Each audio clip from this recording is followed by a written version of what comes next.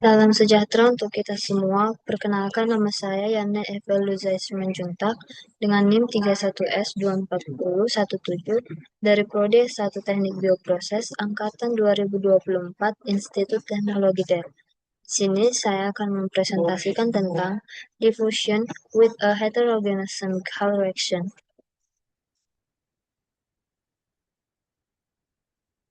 Selanjutnya, outline dari materi presentasi yang saya sampaikan adalah yang pertama elemen volume, kedua fenomena pada elemen volume tersebut, ketiga asumsi dari elemen volume, dan yang terakhir itu shell mass balance. Selanjutnya elemen volume. Pada gambar ini merupakan sebuah proses reaksi kimia heterogen yang terjadi dalam sebuah reaktor katalitik. Untuk gambar A dapat kita lihat komponen yang terdapat pada gambar A itu adalah yang pertama gas A. Gas A ini merupakan reaktan yang akan diubah menjadi produk.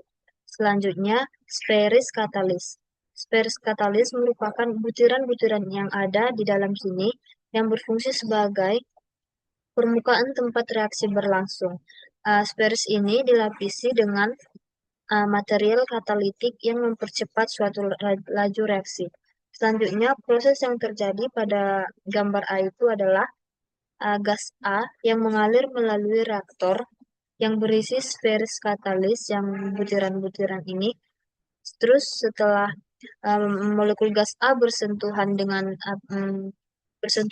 permukaan katalis, terjadi reaksi kimia yang mengubah gas A menjadi produk B. Selanjutnya, untuk gambar B yang di bawah ini, merupakan terjadi difusi di sekitar spheric katalis. Lapisan film Stignan yang bagian sini di sekitar setiap spheric katalisis terdapat lapisan tipis yang diam atau stagnan. Lapisan ini bertindak sebagai penghalang bagi difusi molekul gas A menuju permukaan katalis.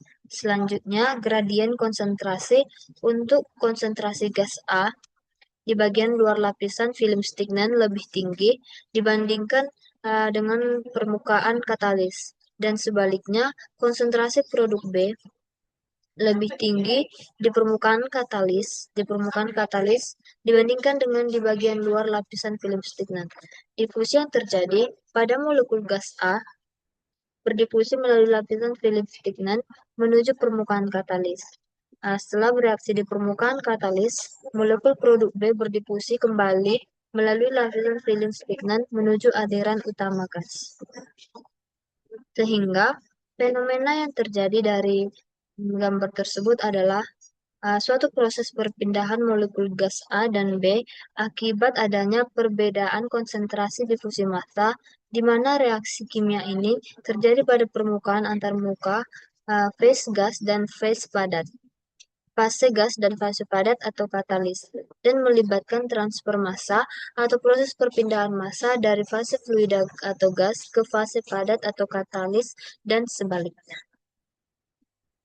Selanjutnya untuk asumsi dari gambar tersebut, yang pertama 2A diubah menjadi B itu terjadi secara spontan, di mana gas A diubah menjadi produk B itu merupakan terjadi dengan konstan. Selanjutnya nomor 2, reaksi terjadi secara isotermal atau suhunya tetap. Yang ketiga, semua permukaan katalis dianggap aktif dan memiliki aktivitas yang sama. Yang keempat, reaksi antara gas A dan katalis diasumsikan sebagai reaktor orde 1, di mana laju reaksinya berbanding lurus dengan konsentrasi gas A. Yang kelima, tekanan di dalam reaktor dianggap konstan dan seragam. Yang terakhir, sistem telah mencapai kondisi tunak, di mana konsentrasi dan laju reaksi tidak berubah seiring waktu. Selanjutnya, shell mass balance. Untuk persamaan hukum Fick-nya adalah 2A menjadi B, NBZ sama dengan minus 1/2 NAZ.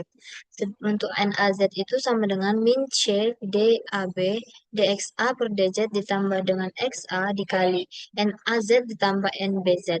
NAZ sama dengan min C DAB dikali dxa per dz ditambah xa dikali naz dikurang setengah naz. NAZ sama dengan min C DAB DXA per DZ ditambah 1/2 XA NAZ. NAZ sama dengan 1 dikurang setengah XA sama dengan minus C DAB DXA per DZ. NAZ sama dengan min C DAB per 1 dikurang 1/2 XA DXA per DZ. Untuk neraca masanya, laju massa masuk dikurang laju massa keluar ditambah dengan laju produksi panas menjadi 0. Maka SNAZ pada saat Z dikurang SNAZ pada saat Z plus delta Z sama dengan 0. Untuk laju produksi panasnya dia tidak sama dengan 0 karena hanya ada perubahan temperatur. Yang ini kita bagi dengan S delta Z. Maka NAZ pada saat Z dikurang NAZ pada saat Z plus delta Z per delta Z sama dengan 0. Kita take limit, maka limit delta Z menuju 0. NAZ pada saat Z dikurang NAZ pada saat Z plus delta Z dibagi dengan delta Z sama dengan 0. dNAZ per dz sama dengan 0. Substitusi nilai NAZ, maka D per dz dikali dengan min C DAB per 1 dikurang 1/2 XA, DXA per dz sama dengan 0. Minus C DAB, D per dz dikali dengan 1 per 1 kurang 1/2 XA dikali dengan DXA per dz sama dengan 0. D per dz dikali 1 per 1 kurang 1/2 XA, DXA per dz sama dengan 0. Kita integralkan, maka integral D 1 per 1 kurang 1/2 XA DXA per dz sama dengan integral 0 kali dz. Maka 1 per 1 per 2, 1 per 1 dikurang 1/2 XA DXA per dz sama dengan C1. DXA per 1 kurang 1/2 XA sama dengan C1 kali dz. Kita integralkan lagi. Kita misalkan UI yang ini 1 dikurang 1/2 XA ini menjadi U, sedangkan DU-nya menjadi minus 1/2 DXA. Untuk DXA sama dengan minus 2 DU. Integral minus 2 DU per U sama dengan C1 integral DZ. Minus 2 ln U sama dengan C1 kali Z tambah C2. Minus 2 ln 1 dikurang 1/2 XA sama dengan C1 kali Z tambah dengan C2. Kita misalkan C1 itu menjadi minus 2 ln K1, untuk C2 sama dengan minus 2 ln K2. Maka minus 2 ln 1 dikurang 1/2 XA sama dengan minus 2 ln K1Z dikurang 2 ln K2. Untuk ini, Z-nya kita majukan ke depan menjadi min Z 2 kali ln K1 dikurang 2 ln K2. Minus 2 sama dengan ln K1 pangkat Z dikurang 2 ln K2. Maka minus 2 ln 1 dikurang 1/2 XA sama dengan minus 2 ln K1 pangkat Z dikali dengan K2.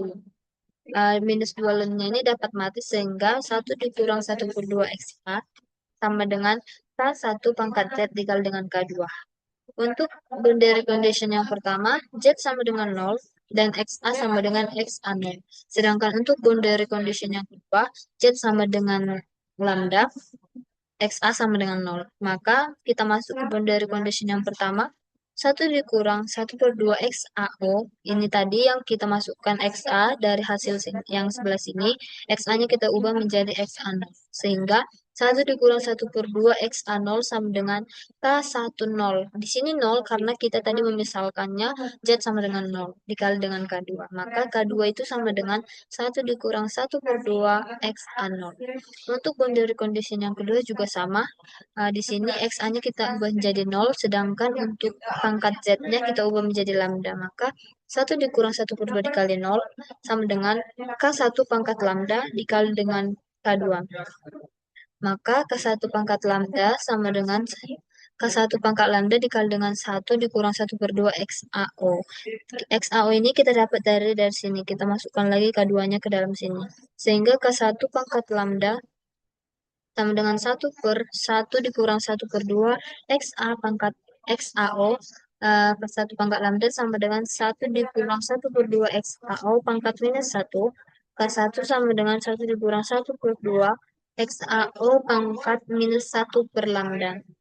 Maka 1 dikurang 1 per 2 XA sama dengan 1 dikurang 1 per 2 XAO pangkat minus 1 per lambda dikali Z dikali dengan 1 dikurang 1 per 2 XAO. 1 kurang 1 per 2 XA sama dengan 1 dikurang 1 per 2 XAO pangkat 1 dikurang Z per lambda. Maka flux molar reaktannya NaZ sama dengan minus CdAb per 1 dikurang 1 per 2 XA dikali dengan dXA per dZ. Maka 1 dikurang 1 per 2 XA dXA per dZ sama dengan C1. C1 tadi kita dapat dia minus 2 ln K1. Maka kita masukkan minus 2 ln K1 tadi kan sudah kita dapat di sebelah sini. Maka kita substitusi di sebelah sini. Maka minus 2 ln 1 dikurang 1 per 2 XAO pangkat minus 1 per lambda.